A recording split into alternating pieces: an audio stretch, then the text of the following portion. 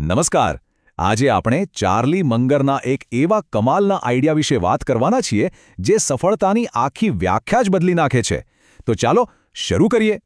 સૌથી પહેલા ચાલો એક એવી માન્યતા પર સવાલ ઉઠાવીએ જે આપણે બધા સાંભળતા આવ્યા છીએ કે ભાઈ જીવનમાં આગળ વધવા માટે ખરેખર શું જોઈએ. આપણા મગજમાં શું બેસાડવામાં આવ્યું છે કે સફળ થવું હોય તો કાં તો જન્મથી જ બહુ હોશિયાર હોવું જોઈએ અથવા તો દિવસ-રાત ખૂબ મહેનત કરવી પડે. પણ શું ખરેખર આ બે જ રસ્તા છે કે પછી બીજું કંઈક છે? જુઓ, આ બંને રસ્તા તો જાણીતા છે જ, પણ શું થાય જો એક ત્રીજો રસ્તો પણ હોય?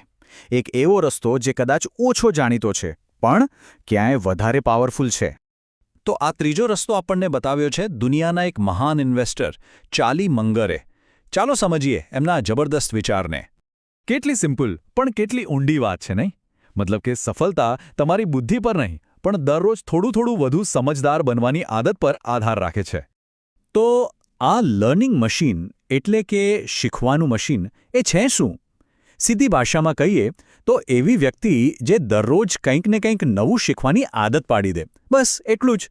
સવારે ઉઠ્યા હોય એના કરતાં રાત્રે સૂતી વખતે થોડું વધારે જાણતા હોવા જોઈએ. હવે આ આખો કોન્સેપ્ટ કદાચ થોડો સમજવામાં અઘરો લાગે.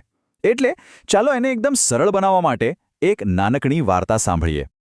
આપણી વાર્તાના બે પાત્રો છે. એક છે રામુ કાકા અને બીજા છે શામુ કાકા.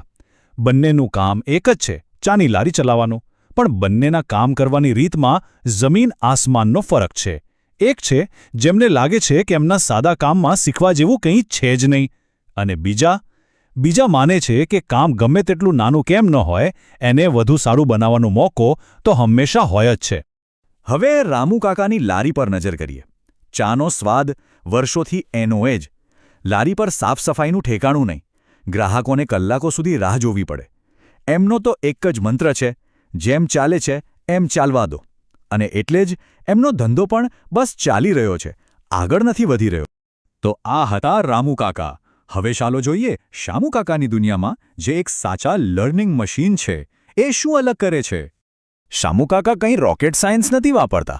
એ બસ નાની નાની વસ્તુઓ પર ધ્યાન આપે છે.